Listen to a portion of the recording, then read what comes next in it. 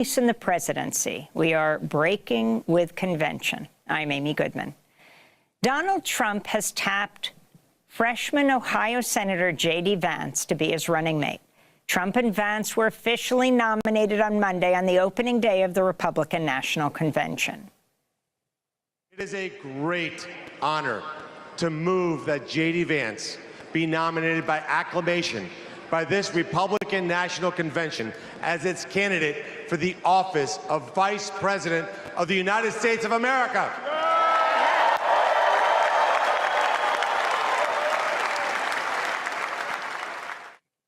J.D. Vance, who's 39, first gained fame as the author of the best-selling memoir Hillbilly Elegy, a memoir of a family and culture in crisis about growing up in Appalachia.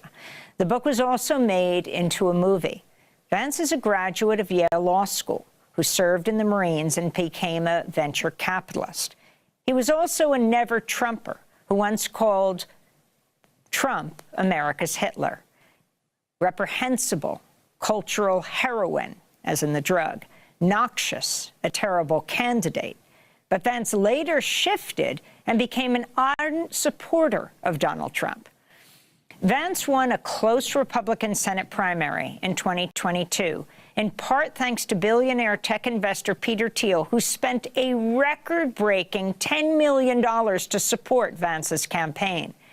Earlier this year, J.D. Vance appeared on ABC and told George Stephanopoulos if he had been vice president in 2020, he would not have certified the results of the 2020 election.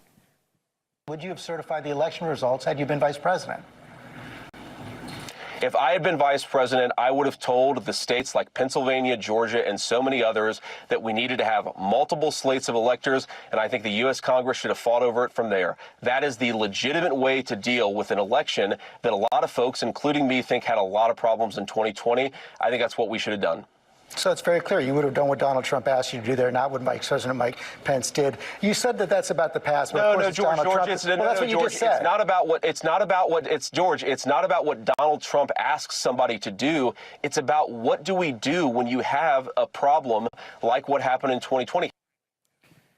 To look more at J.D. Vance's record and economic policies, we're joined now by Robert Kuttner, co-founder and co-editor of The American Prospect. His recent piece, headlined Trump's VP Reveal. Kuttner's latest book is titled Going Big, FDR's Legacy, Biden's New Deal, and the Struggle to Save Democracy. He's also a professor at Brandeis University's Heller School. Robert Kuttner, welcome back to Democracy Now! Can you Thank you for having me. Tell us who J.D. Vance is and the significance of Donald Trump choosing him, who would be the youngest ever vice president if he were to win, at the age of 39, the former Marine and venture capitalist? Well, he's a very dangerous fake. And his whole history from writing Hillbilly Elegy to doing a 180-degree pivot from being a critic of Trump to being a loyalist to Trump, to pretending to be very favorable to working Americans, when in fact all of his votes have been the opposite, suggests both that he's a fake and he's an attractive fake. He's personally likable. I hate to say that. He's an intellectual. He knows how to engage issues. He knows things that Trump is completely ignorant of. He's young, whereas Trump is old. And when I wrote this piece yesterday morning, before Trump had made his selection, I wrote that if Trump is shrewd, he will name J.D. Vance, but I'm not sure that Trump's own narcissism will let him do that, because the risk for Trump is that Vance will upstage Trump. And let me say a word or two about Hillbilly Elegy, because this was a classic case of bait and switch. So the story is that he's got a dysfunctional family. They move from southern Ohio to Kentucky, and supposedly the book is expressing great compassion for his kin and his neighbors. But the actual message of the book is that if you're not doing well in Kentucky, it's because of your own bad behavior. you're taking too many drugs, you're selling your food stamps, you're not able to hold a job, you're not doing right by your children. It's the old conservative narrative that poverty is the fault of the poor. It's all behavioral. It's not structural. It's not industry being outsourced or the coal mining's closing. No, it's just your behavior's bad. And, you know, the right-wing foundations invested in a guy named Charles Murray, who wrote a book in the 80s called Losing Ground, which basically said that poverty is the fault of the war on poverty. And poverty is the fault of the welfare system, and poverty is the fault of spoiling the poor. And in the review that I wrote of his book, I described Vance as Charles Murray with a eating grin. And when I met Vance at a conference the following year, he quoted that line back to me and engaged intellectually and was very self-reflective and thoughtful and likable. And I said to myself, uh-oh, this guy is really going to be trouble. And so what they did last night, they repositioned the Republican Party as the party that's pro-worker, even though this is complete nonsense.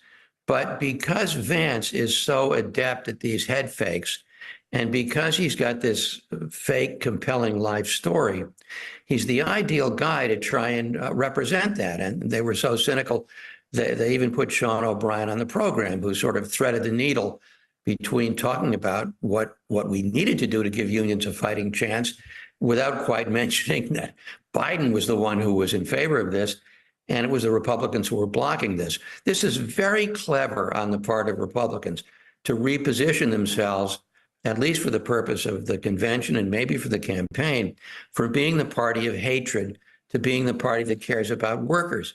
It's nonsense, but Vance is a very good symbol of that, and that's why he's so dangerous. And, you know, normally, it really doesn't matter who the vice president is. You have to go all the way back to 1960 to point to a vice president, Lyndon Johnson, who really made a difference in an election outcome. He helped Kennedy carry Texas, and maybe he won the election. But other than that, vice president doesn't matter very much. In this case, where you've got very closely fought races in Wisconsin and in Michigan and in Ohio, well, not Ohio, but Ohio where Sherrod Brown is concerned anyway, and in Western Pennsylvania, Vance could actually make a difference. The only silver lining, and I hate to call this a silver lining, is it makes it even more urgent for the Democrats to find somebody more effective than Biden who can beat these guys. And I think once the hoopla from the Republican convention dies down, you know, by next weekend, that's going to be the takeaway, that we are really screwed if we can't find somebody who can beat this ticket. And the ticket is beatable. You just need a stronger candidate than Biden. You mentioned the Teamsters president, Sean O'Brien. This was very significant. It was the first time a Teamsters president addressed the Republican National Convention. It was the first night of the convention. President Trump and his vice presidential nominee, J.D. Vance, were sitting next to each other in the audience. The Teamsters president gave something like an 18-minute final speech. This is a clip. I travel all across this country and meet with my members every week. You know what I see? An American worker being taken for granted.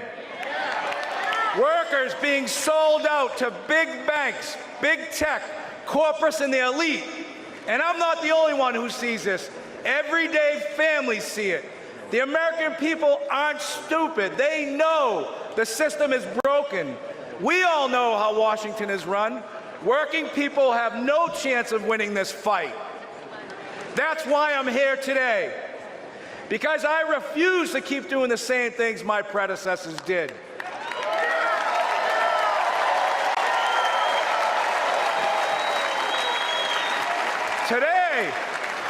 Today, the Teamsters are here to say we are not beholden to anyone or any party.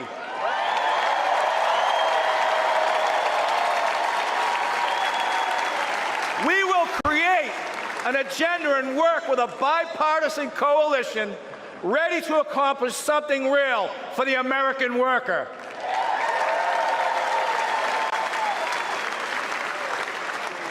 I don't care about getting criticized. It's an honor to be the first Teamster in our 121-year history to address the Republican National Convention. So that was Teamsters President Sean O'Brien in this rousing address to not the Democratic National Convention. Apparently, he asked to address both conventions. Only the Republicans, he said, got back to him. Robert Kuttner, your co-founder and co-editor of The American Prospect, your response as he talked about what we just heard. He talked about economic terrorism. He called out corporations like Amazon. You say that J.D. Vance is anti-worker. Explain what the role of the Teamsters president is here. I know there's a lot of dissent within the Teamsters for him giving this address. Well, it was pretty cynical of O'Brien. I mean, on the one hand, it gave him a platform to give a very pro-worker speech. On the other hand, there's no bipartisan coalition on behalf of raising the minimum wage or strengthening worker organizing rights or strengthening the NLRB or any of the other things on the pro-worker agenda. The only people who are supporting that are Democrats. And even someone like J.D. Vance, who does head fakes as a kind of a pro-worker guy, he's not voting for this stuff either. So, you know, to some extent, this is in the Teamster DNA. You know, there were points when Jimmy Hoffa backed Republicans, and it's a union over the years that's been fairly opportunist politically. And I guess O'Brien is gambling that A, this gives him a platform, B, if these guys get elected, he's going to have some relationship with him. They sort of owe him a favor.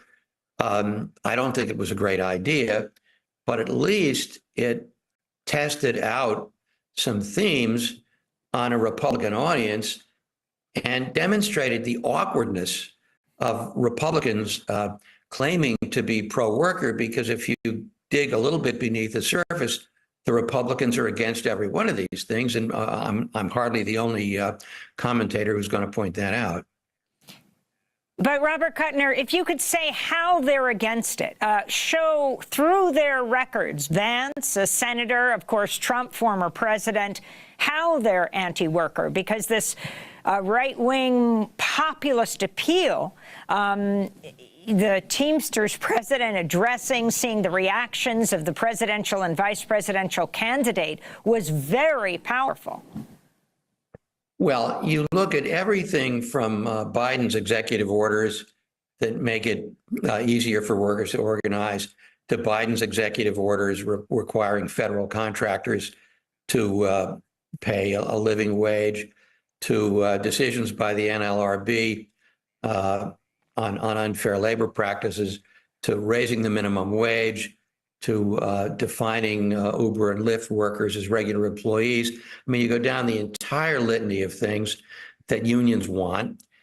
The Republicans have opposed every one of them, either in court or by statute, or in recorded votes, or Republican appointees on regulatory commissions. And although Vance once walked a picket line with the UAW, he has not done anything to support the labor agenda. It's all image, it's all fakery, it's all political stunts. And the more that comes out into the open, the more people realize that the Republican effort last night to present itself as the pro-worker party is nothing but posturing, and they need to be held to account on that. It should be a very major issue in the campaign. The more Republicans try and make their alleged pro-worker stance a high-profile posture, the more they need to be held to account. If people were just reading the script of Sean O'Brien's speech, it could have been one given by, independent Senator Bernie Sanders.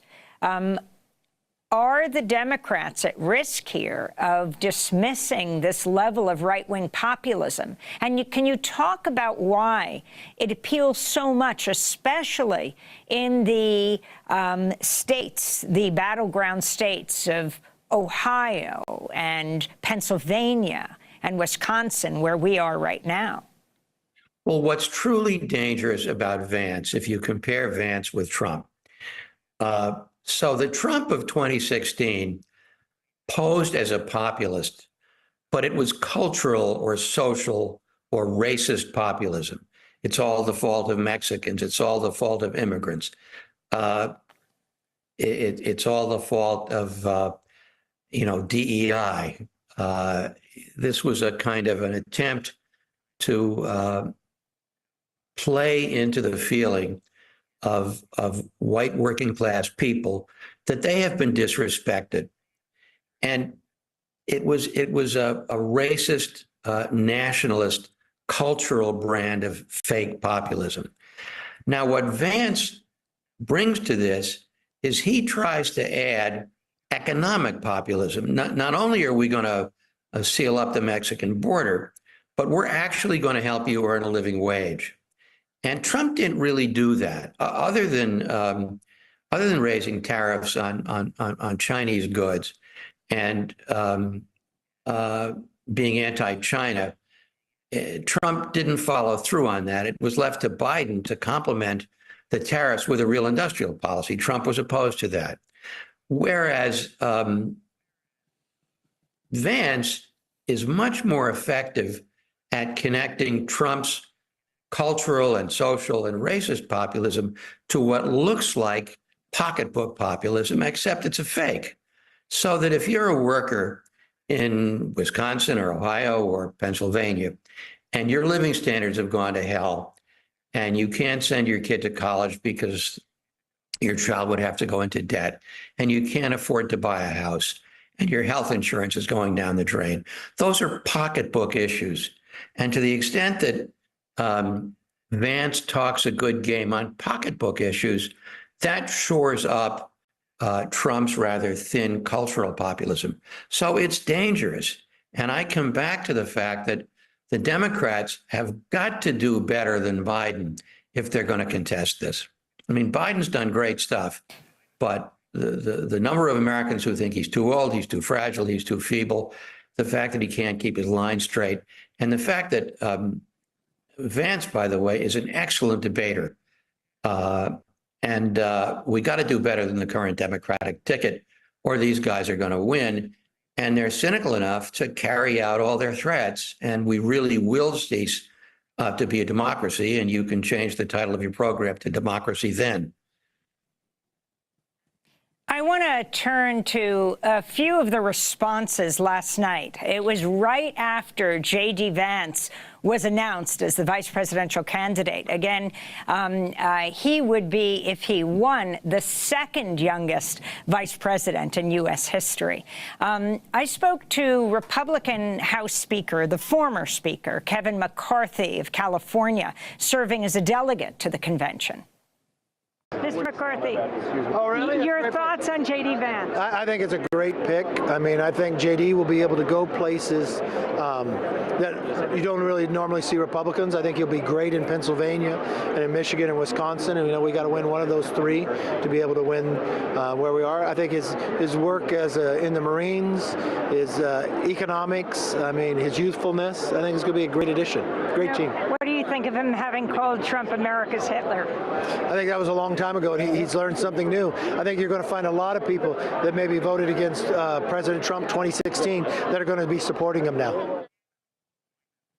Not far from the former House Speaker McCarthy, I spoke to California Republican delegate Lisa Moreno.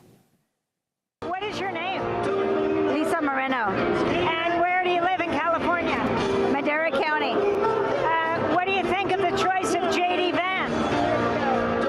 He's going to represent our platform incredibly well.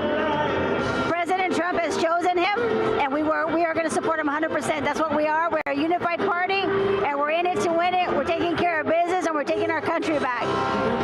So let me ask you something. J.D. Vance said, Trump makes people I care about afraid, immigrants, Muslims, etc. Because of this, I find him reprehensible. God wants better of us. Vance said this on Twitter a few years ago. What are your thoughts about that? first of all, I proudly represent being Latina and being Republican. So our party welcomes everyone from all walks of life, from all backgrounds. I have heard so much rhetoric from other people that are not Republican say to me, I don't identify with my party anymore. They're on the opposite side of the spectrum. I need to find a home. And I say to them, our arms are open and welcome. Why else do you want to come over? And they say, we're tired of the last 4 years. We don't like what it feels like. We want to go back. And they're not Republican. They're Latinos, they're black, they're Asian, they're Indian. They're coming to us without us having to go, well, ask them to come over and tap them on the shoulder, but we have our arms very much open to them. But it's J.D. Vance who is saying this, that President Trump makes people I care about afraid, like immigrants. Right. It was Kamala Harris that said to Joe Biden on the debate stage that she was black and she was asked to go sit at the back of the bus, or there was discrimination in her time of segregation, and she's his vice president. What are you hoping will come out of this convention? I'm sorry? What do you hope will come out of this convention? We're already unified. We're already ready to take our country back. What I'm hoping to see out of this convention is that the whole world to see a unified party like never before.